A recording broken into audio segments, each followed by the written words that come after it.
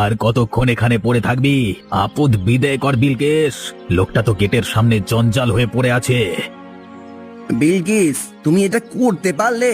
এই বাড়ি, এই সম্পত্তি, এমনকি আমার তিল তিল করে গড়ে তোলা হোটেলটা পর্যন্ত তুমি নিজের নামে লিখিয়ে নিলে।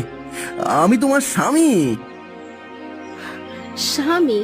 ওইসব দিন না শেষ হয়ে গেছে কৈলাস। তুমি ছিলে আমার উন্নতির একটা সিঁড়ি মাত্র। আজ আমার পাশে নিতাই আছে। তোমার মতো একটা একঘেয়ে সাদামাটা মানুষের সঙ্গে আমার পক্ষে থাকা সম্ভব নয়। এই যে কৈলাস বাবু, ভালোই ভালোই কেটে পড়ো। এই বাড়ির 1 ইঞ্চি জমিও এখন আর তোমার নয়। হোটেলের চাবি আর মালিকানা এখন বিলকিসের, আর বিলকিস মানি সেটা আমার। যে মানুষটাকে আমি অন্ধের মতো বিশ্বাস করলাম, সে শেষ পর্যন্ত নিতাইয়ের মতো একটা দুশ্চরিত্র লোকের জন্য আমায় রাস্তায় নামিয়ে দিল। বিলকিস, তুমি পস্তাবে। অন্যের হক কেড়ে নিয়ে কেউ সুখে থাকতে পারে না। এসব বড় বড় কথা ছাড়ো তো। পুলিশ ডাকার আগে এখান থেকে বিদেয় হও। আজ থেকে তুমি এই শহরের একজন সামান্য ভিখিরি ছাড়া আর কিচ্ছু নয়। ওই গেট এখন থেকে তোমার জন্য চিরতরে বন্ধ। জায়গা থেকে যা। আর কোনদিন যদি হোটেলের ধারে কাছে দেখি, তবে হাত পা ভেঙে ল্যাংড়া করে দেবো।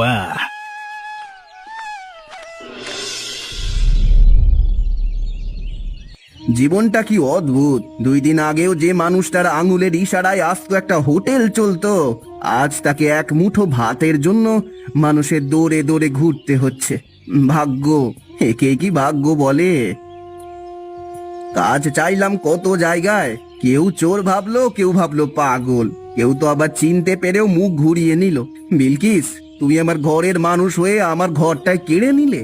আর ওই নিতাই যে আমার নুন খেয়ে আমার পিঠে ছুরি মারলো, মানুষের উপর থেকে বিশ্বাসটাই উঠে গেল আমার। পেটের খিদেটা বড় বালায়, অভিমান করে থাকবে তারও উপায় নেই। শরীর আর চলছে না। অথচ এই শহরেই আমার নিজের হোটেল ছিল, সেখানে কত শত লোক পেট ভরে খেত। আজ আমি ক্ষুধার্ত। উপরওয়ালা, তুমি কি ওপর থেকে সব দেখতে পাচ্ছ না? নাকি তুমিও শুধু বড় লোকদের কথাই শোনো? না, এভাবে হার মানলে চলবে না। যে হাত একসময় মানুষকে অন্ন দিয়েছে, সেই হাত আমি কারো কাছে পাতবো না। কিন্তু কাল সকালটা কি দেখতে পাবো? এই অন্ধকার রাস্তাটাই কি আমার শেষ ঠিকানা?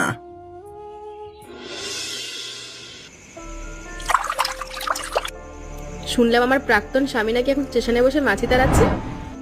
শুধু মাছি না বিলকেশ, লোকটা তো এখন মানুষের ফেলে দেওয়া খাবার খুঁটে খুঁটে খাচ্ছে। সত্যি আমার ভাবতেই কি আরাম লাগছে। যে লোকটা সারাদিন আদর্শ আর নীতি নিয়ে লেকচার দিত, আজ নাকি তার পেটের খিদের জ্বালা। আমি কালকে পাশ দিয়ে আসছিলাম, দেখলাম মুখ লুকিয়ে চাদর মুড়ি দিয়ে শুয়ে আছে। এখন আর মুখ লুকিয়ে লাভ কি? আমি তোকে বলেই দিয়েছিলাম যে একটা অপদার্থ। একদম ঠিক।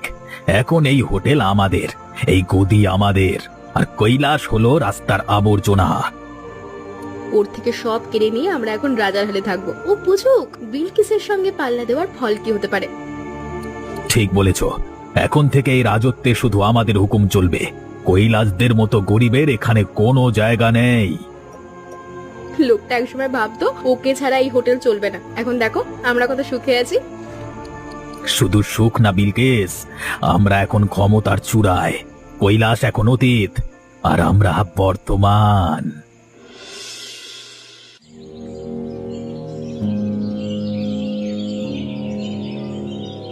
এই যে শুনছেন, এটা কি ডাল নাকি নোনার জল?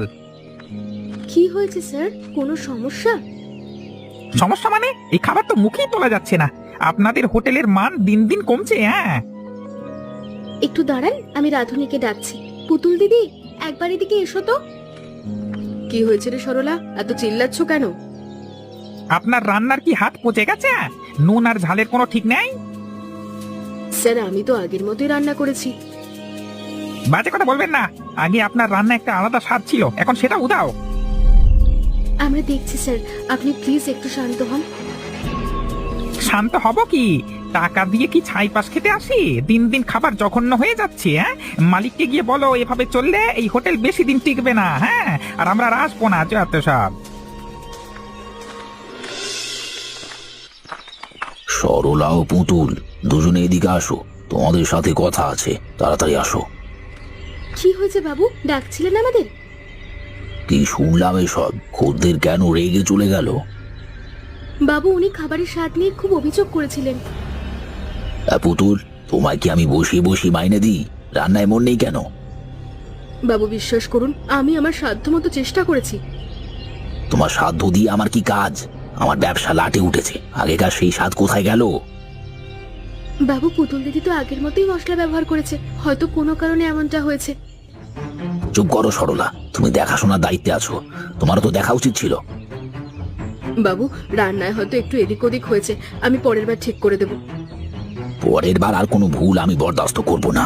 মনে রেখো, এটা বড় লোকের হোটেল, এখানে খারাপ খাবারের কোনো জায়গা নেই। আমরা চেষ্টা করছি বাবু, পরের বার ভালো হবে। কথা কম হলো, খদ্দের কমলে তোমাদের মাইনেও কমবে। ভালো রাঁধুনি না হলে আমি তোমায় বের করে দেবো পুতুল। যাও, কাজে মন দাও। আমরা গরিব মানুষ, আমাদেরকে বের করে দেবেন না, আমরা এরপর থেকে সর্বোচ্চ নজর দেব। কি করবে সেটা তোমরাই ভালো জানো। যাও যাও, কাজ করো। দেখলি নিতাই, আমাদের হোটেলের অবস্থা, পা ফেলার জায়গা নেই। আর ওই সামনের নবীন বাবুর হোটেলের অবস্থা দেখেছো? পুরো খাঁ খাঁ করছে। নবীন বাবু ভেবেছিল বড় লোকের হোটেল বানালেই খদ্দের আসবে, কিন্তু সব এখন আমাদের এখানে। হবে না কেন? আমরা যে কৌশলে ব্যবসা ধরছি ওসব পুরনো চাল দিয়ে হবে না। নবীন বাবুর যা অবস্থা, ওর হোটেলে রাঁধুনি আর দেখাশোনা করার মেয়ে দুটোর তো মনে হয় এবার রাস্তায় বসার সময় এসেছে। আমাদের লাভ দিন দিন বাড়ছে বিলকিস। কৈলাসকে লাথি মেরে বের করে দিয়ে খুব ভালো কাজ করেছো। একদম, এই উন্নতি আর এই রাজত্ব শুধু আমাদের দুজনের। নবীন বাবুর হোটেল এবার বন্ধই হবে। বন্ধ হলেই তো ভালো হয়, তারপর আমরা একচেটিয়া ভাবে এখানে ব্যবসা বাণিজ্য করতে পারবো। যেভাবে আমাদের সাফল্য ধরা দিয়েছে, মনে হচ্ছে এবার থেকে কেউ আর ঠেকাতে পারবে না। নবীন বাবু কবে বলে আর তার হোটেল বিক্রি করে দেবে কে জানে। সরলা, আমার খুব ভয় লাগছে রে। বাবু আর যেভাবে বকা দিল, মনে হচ্ছে কাজটা আর থাকবে না। শুধু তোমার না পুতুল দিদি, আমারও একই দশা। বাবু বলেই দিয়েছেন যে খদ্দের কমলে মাইনেও কমবে। আমি তো চেষ্টা করছি রে, কিন্তু রান্নায় কেন আগের মতো স্বাদ আসছে না আমি বুঝতে পারছি না। উল্টে বিলকিসদের হোটেলে কি ভিড় দেখেছো? আমাদের সব খদ্দের ওখানে চলে যাচ্ছে। বাবু যদি আমাদেরকে সত্যি বের করে দেয়, তবে আমার সংসার চলবে কি করে? আমার তো আর কেউ নেই। আমারও তো একই অবস্থা দিদি, এই চাকরির ওপর ভর করে তো মার ওষুধ কিনি। মায়ের চিকিৎসা বন্ধ হয়ে গেলে কি করব বুঝতে পারছি না। মনে হচ্ছে এই যাত্রায় আর রক্ষে নেই। খাবারের মান নিয়ে যা দুর্নাম ছড়িয়েছে তা মোছা খুব কঠিন। এখন শুধু অপেক্ষা করছি বাবু কোন দিন বের করে দেবে। এমন করে বলো না পুতুলদি, আমার তো আরো ভয় করছে। তোমার ওপরে আমার চাকরিটাও নির্ভর করে আছে। তোমার কিছু লাগলে আমাকে বলো, আমি তোমাকে সাহায্য করব। আমি তো চেষ্টা করছি, কিছু তো হচ্ছে না। কি করব বলো তো? বসে থাকলে কি আর হবে? চলো সবকিছু গুছিয়ে বাড়ির দিকে যাই।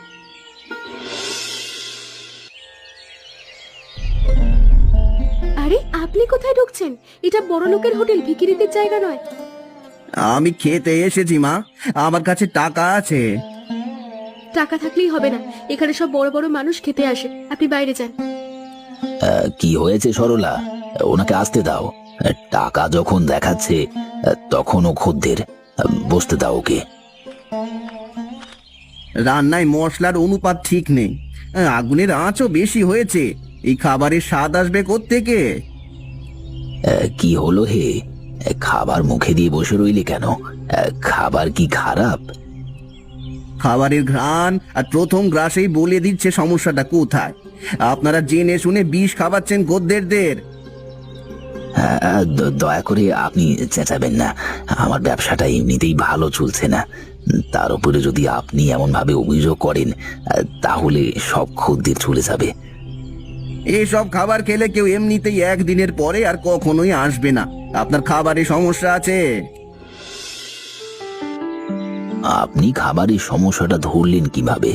আপনি কি রান্নার কাজ জানেন? আমি শুধু রান্না জানি না বাবু, এক সময় আমার নিজেরও বড় হোটেল ছিল, সব হারিয়ে আজ আমি পথে। আমার হোটেলের হাল খুব খারাপ। আপনি কি পারবেন আমার হোটেলকে আগের অবস্থায় ফিরিয়ে আনতে? পারবো। আপনার হোটেলের রাঁধুনিকে আমি ঠিকঠাক ট্রেনিং দেব, কিন্তু আমার একটা শর্ত আছে। কি শর্ত? টাকা যা চাইবেন আমি দিতে রাজি আছি। না বাবু, আমি মাইনে করা কর্মচারী হয়ে কাজ করতে পারবো না। আমাকে এই হোটেলের 50% মালিকানা দিতে হবে। হোটেল তো এমনিতেই ডুবছে। ঠিক আছে, যদি আপনি 7 দিনের মধ্যে আমার ব্যবসা ফিরিয়ে দিতে পারেন, তবে আমি আপনাকে অর্ধেক মালিকানা দেব। তবে আজ থেকে কাজ শুরু হোক, কাল থেকে আপনার হোটেলের মান বদলে যাবে। আমি আপনার উপর ভরসা করলাম। আমার এখানে কাজ করে সরলা ও পুতুল, ওরা আপনাকে সাহায্য করবে, আমি বলে দিচ্ছি।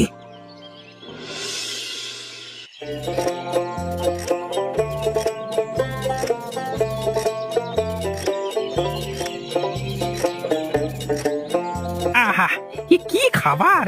গত 5 বছরে তোমাদের হোটেলে এমন খাবার আমি খাইনি। সবাই তো এখানে বসে আছি, তাড়াতাড়ি খাবার নিয়ে এসো। সরলা, আজ কি ভিড় একটু বেশি মনে হচ্ছে? বাইরের লোকজন কি সব আমাদের হোটেলের দিকে আসছে? বাবু বেশি মানে? আজ তো বসার জায়গা দেওয়া যাচ্ছে না।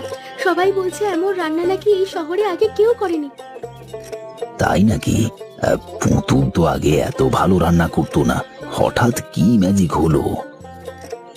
ম্যাজিক পুতুল দিদি করেনি বাবু, ম্যাজিক ওই কৈলাস বাবু করেছেন। উনি যেভাবে মশলাপাতি আর আগুনের আঁচ বুঝিয়ে দিয়েছেন, তাতে সব বদলে গেছে। বাবু বিশ্বাস করুন, আমার জীবনে আমি এমন রান্না কখনো শিখিনি। কৈলাস বাবু জাদুকর, উনি যা ছুঁয়ে দিয়েছেন তাই শোনা হয়ে গেছে। কৈলাস কোথায়? ওকে একবার ডাকো তো, ওকে আমার বিশেষ কিছু বলার আছে। কৈলাস বাবু এদিকে আসুন, নবীন বাবু আপনাকে ডাকছেন। আমাকে ডেকেছেন বাবু? কোনো সমস্যা হয়েছে কি খাবারে? সমস্যা নয় কৈলাস, সমাধান হয়েছে। আমার হোটেল আজ খদ্দেরই পূর্ণ। লোকে খাবারের প্রশংসা করতে করতে মুখে ফেনা তুলে ফেলছে। এটা তো কেবল শুরু বাবু। সঠিক উপাদানে যত্ন নিয়ে রান্না করলে মানুষ আসবেই। তবে মনে রাখবেন, খদ্দের যেন কোনোদিন ঠকে না যায়। বাবু আমি বাইরে গিয়ে দেখলাম, উল্টো দিকের হোটেলে একটা মাছিও যাচ্ছে না। ওখানকার খদ্দেররা আজ আমাদের এখানেই ভিড় করেছে। কৈলাস, তুমি আজ প্রমাণ করলে যে রান্নার হাতেই হোটেলের প্রাণ। আমি খুব খুশি হয়েছি। আপনাদের হিসেব পরে চোকাবেন, আগে আমাদের খাবার দিন, গল্প পরে মারবেন। চলো চলো চলো, খদ্দের চেঁচামেচি করছে, সবাই কাজে চলো।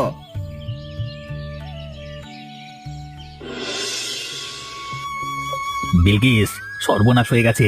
আজকে 3 দিনে একটাও বড় খদ্দের ঢোকেনি। আমাদের সব জমানো টাকা ফুরিয়ে আসছে। কেন ঢোকেনি? তুমি না বলেছিলে এই শহরের সেরা হোটেল আমাদের হবে? কেন এখন সব খাঁকা করছে? দোষ কি আমার? পুলিশ এসে খাবারে ভেজাল পেয়েছে বলি তো মোটা টাকা জরিমানা করে গেল। এখন সেই টাকা দেওয়ার ক্ষমতাও আমার নেই। জরিমানার টাকা নেই কেন? কৈলাসের থেকে যে সম্পত্তি টাকা কেড়ে নিয়েছিলাম সেগুলো সব কোথায় গেল? ওসব তো তুমি তোমার দামি গয়না আর শখ মেটাতেই শেষ করেছো। এখন ব্যাংকের লোকও নোটিশ পাঠিয়েছে। হোটেল আর বাড়ি যে কোনো সময় ক্রোক হয়ে যাবে। নিতাই, তুমি আমার শেষ পর্যন্ত পথে বসাবে? তুমি না বলেছিলে কৈলাসকে তাড়িয়ে দিলে আমরা সুখে থাকবো? এখন আমায় দোষ দিয়ে লাভ নেই। সামনের ওই নবীন বাবুর হোটেলে নতুন কি একজন রাঁধুনি এসেছে। তার রান্নার জাদুতে মানুষ আমাদের কথা ভুলে গেছে। কে সেই লোক? আমি তাকে বেশি টাকা দিয়ে কিনে নেব। তাকে ছাড়া আমাদের হোটেল বাঁচবে না। তাকে কেনার ক্ষমতা এখন আর তোমার নেই বিলকিস। আমাদের সব শেষ। কালকের মধ্যে বাড়ি আর হোটেল বিক্রি না করলে আমাদের জেল খাটতে হবে। না, আমি পথের ভিখারি হতে পারবো না। নিতাই, তুমি কিছু একটা করো। করার কিছু নেই। মানুষের অভিশাপ আর নিজের পাপ এখন আমাদের কুঁড়ে কুঁড়ে খাচ্ছে।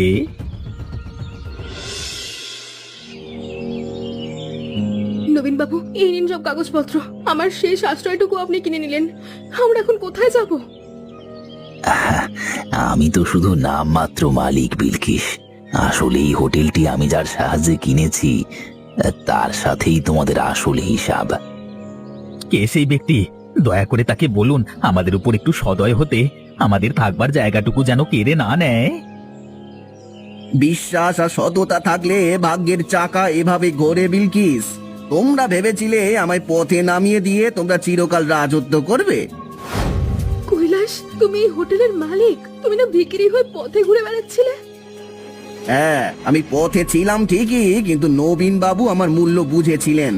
ওনার হোটেলের 50% মালিক এখন আমি। আর তোমাদের এই হোটেলটিও এখন আমার। কৈলাস ভাই, আমাদের ভুল হয়ে গেছে কৈলাস ভাই, নিতাইকে ক্ষমা করে দাও, আমাদের বাড়িটা অন্তত ছেড়ে দাও কৈলাস ভাই। যে বাড়ি থেকে তোমরা আমায় এক কাপড়ে বের করে দিয়েছিলে সেই বাড়ি আজ আমার। অন্যায় করে কেউ সুখে থাকতে পারে না। আজ তোমরা ঠিক সেই জায়গায় দাঁড়িয়ে আছো যেখানে আমি ছিলাম। কৈলাস, এই নিন আপনার নতুন হোটেলের চাবি। আজ থেকে আমরা সমান পার্টনার। আপনি আর আমি মিলে এই শহর শাসন করব। ধন্যবাদ নবীন বাবু, আজ সত্যের জয় হলো। বিলকিস, নিতাই, তোমরা এখন যেতে পারো। তোমাদের জন্য এই শহরের রাস্তায় অনেক জায়গা আছে।